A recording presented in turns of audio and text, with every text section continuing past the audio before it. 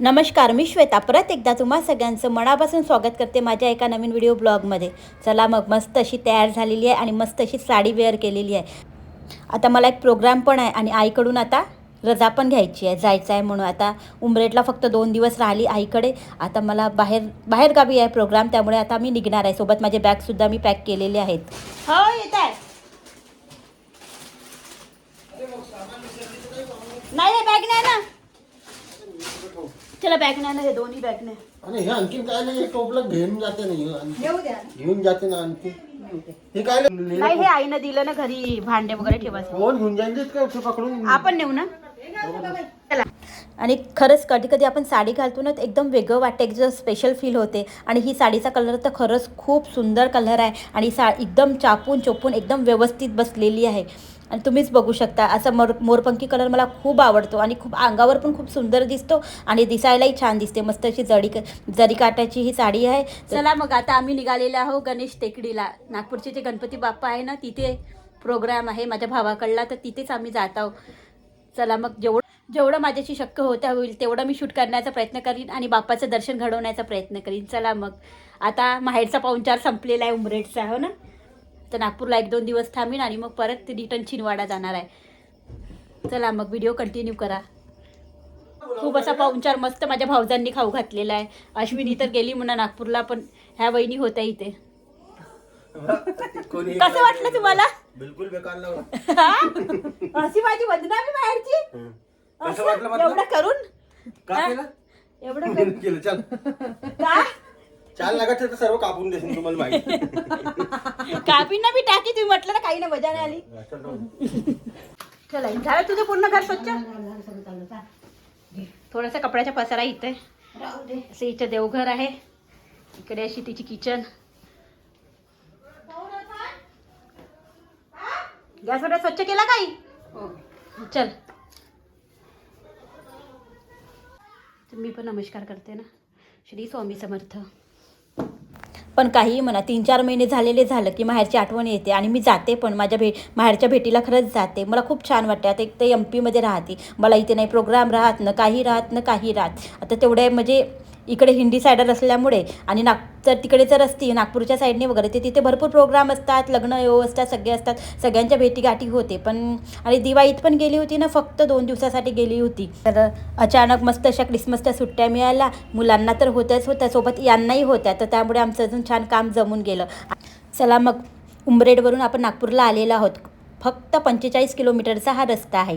तर आपण आता गणेश टेकडीला पोचलेला आहोत. आता भरपूर मैत्रिणी मजा असतील जुळलेल्या, काही लोक तर त्यांना माहीत असेल की नागपूरचं गणेश टेकडी वगैरे कुठं आहे. तर इथे मी आल्यानंतरनं पूर्ण छान असं रिनोव्हेट झालेलं आहे पूर्ण मंदिर. पहिले वेगळं होतं, आता वेगळं पूर्ण छान सजवलेलं आहे. तुम्हाला बाहेरच्या याच्यावरूनच दिसत असेल की किती छान सजवलेलं आहे. आता बाहेरचं मी शूट करायचं विसरली म्हणा, तरी पण थोडं मी शूट केलेलं आहे. आणि तुम्हाला वरती मंदिराच्या शिखराचं सुद्धा दर्शन तुम्हाला मी घडवणार आहे. खरंच खूप छान गणपती बाप्पा आहेत, एकदम साक्षात्कारी. तर इथे ना 1 तारखेला तर इतकी गर्दी होती म्हणते की आता मला माहीत झालं की पूर्ण बाहेरपर्यंत, खूप दूरपर्यंत रांगा लागलेल्या होत्या. मंदिरच्याही बाहेर रस्त्यापर्यंत तिकडे रांगा लागलेल्या होत्या म्हणतात.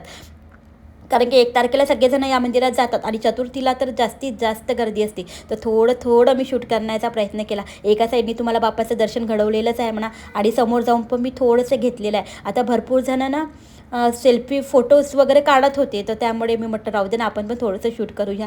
तर नाहीतर रागवतात वगैरे, पण तरी पण थोडंसं मी शूट केलेलं आहे. तुम्हाला बाप्पाचं दर्शन घडवते. आणि इतके सुंदर बाप्पा आहेत, मनमोहक. आणि ह्या बाप्पाजवळ तुम्ही काहीही मागितलं ना, तरी पण आपण कधीच खाली हात येत नाही. आणि वरतून थोडंसं तुम्हाला दाखवत आहे की इथचं रिनोव्हेशन कसं झालेलं आहे, काय झालेलं आहे. थोडा वेळ मी बसली वगैरे, कमीत कमी 10-15 मिनटं मी या मंदिरातच राहिली. आता कोणत्या निमित्ताने माझं येणं होऊन गेलं. आता माझ्या भावाकडला प्रोग्राम आहे म्हणून माझं येणं झालं, नाही तर मग स्पेशली मग वेळ काढून इथे यावं लागते मंदिरात. पण आज माझ्या नशिबात होतं येणं, तर होऊनच गेलेलं आहे. सोबतनं नवीन वर्षात बाप्पाचं दर्शनसुद्धा मला घडलेलं आहे. तर तुम्हाला पण मी छान असं जवळून शूट करून दाखवलेलं आहे. तुम्ही पण दर्शन घ्या. खरंच बाप्पा खूप साक्षात्कारी आहेत. खूप विश्वास जर आपण मनातून ठेवला ना, तर बाप्पा आपल्याला कधीच निराश करत नाही. चला मग आता मस्त दर्शन वगैरे घेतलं. आता थोडं बाहेर जाणार आहे. हे महालक्ष्मीचं मंदिर आहे. आजूबाजूचं पण देवाचं दर्शन घडवलं आणि इथे पण महालक्ष्मीचं मंदिर आहे. पण अंदर मोबाईल वगैरे अलाव नाही होता, तर त्यामुळे मी तिचं काही शूट वगैरे नाही केलं. आणि इथे ना हॉल आहे. त्या हॉलमध्ये इथे प्रोग्राम ठेवलेला होता. म्हणजे असे ते थोडे त्यांचे कप्पे बनलेले आहेत त्याच्यामध्ये. तर इथे भरपूर जणांना अभिषेक करतात, कथा करायची असेल तर कथा करतात. इथे बुक करण्यासाठी सुद्धा ना आपल्याला 2-2 महिन्या अगोदर बुक करावे लागतात रूम्स वगैरे. हे जे हॉल्स आहेत ते कार्यक्रमासाठी 2 महिन्या अगोदर बुक केल्यानंतर मग आपल्याला डेट दिली जाते. तर हे शूट करते ही मामी आहे, माझी लहान नणंद आहे सर्वात छोटी एकदम. ती आता आली आहे टेकडीला. आणि इथूनच जाणार आहे एमपी स्टँड जवळ आहे. फेवरेटला येणार आहे. माझे ताई लोकंसुद्धा मला यावेळेस मिळालेले आहेत. आता दिवाळीमध्ये तर भेट नाही झाली म्हणा.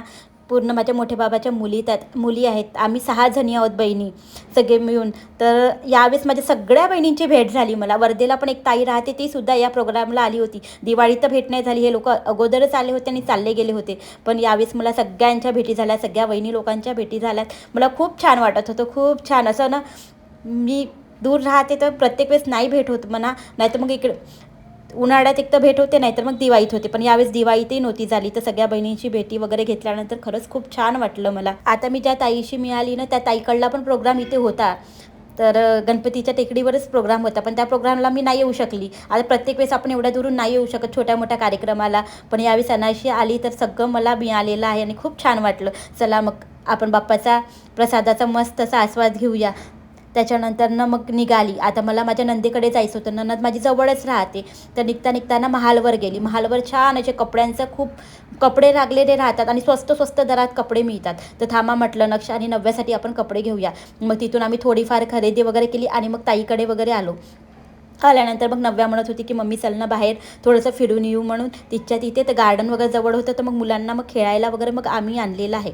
ताई कामात होत्या तेवढ्या वेळात. मग आल्यानंतर ना तिला मोमोज वगैरे खायचे होते. तर मग तिला मोमोज खाऊ घातले. सोबत मग घरी पण पॅक करून मग ताईकडे वगैरे नेले. तर तिकडून फिरून येतपर्यंत ताईचा पूर्ण स्वयंपाक रेडी झालेला होता. तर छान अशी त्यांनी पाटवडीची भाजी, वरण, भात, श्रीखंड, पोळी सगळं बनवलेलं होतं. म्हटलं होतं आम्ही उशिराच जेवण झालेलं होतं 2:30-3 वाजता. तर म्हटलं की साधंच काहीतरी बनवा. पण त्या म्हणत होत्या की नाही राहू द्या आता तुम्ही आले म्हणे. तर मग माझ्यासाठी मग त्यांनी पाटवडीची भाजी वगैरे बनवली आणि यांच्यासाठी मग त्यांनी बिर्याणी वगैरे बाहेरून विकत बोलवलेली होती. परत मी माझ्या ताईकडे आलेली आहे. आता भाऊ पण जवळ राहतो, ताई पण राहते, त्यामुळे काही टेन्शन नाही. आता मयूरकडे थांबली होती, तर यावेळेस मी आता ताईकडे थांबली आहे. चला मग मी इथेच व्हिडिओचा एंड करणार. आजचा व्हिडिओ कसा वाटला नक्की सांगा. भेटते तुम्हाला एका नवीन व्हिडिओसोबत. तोपर्यंत बाय.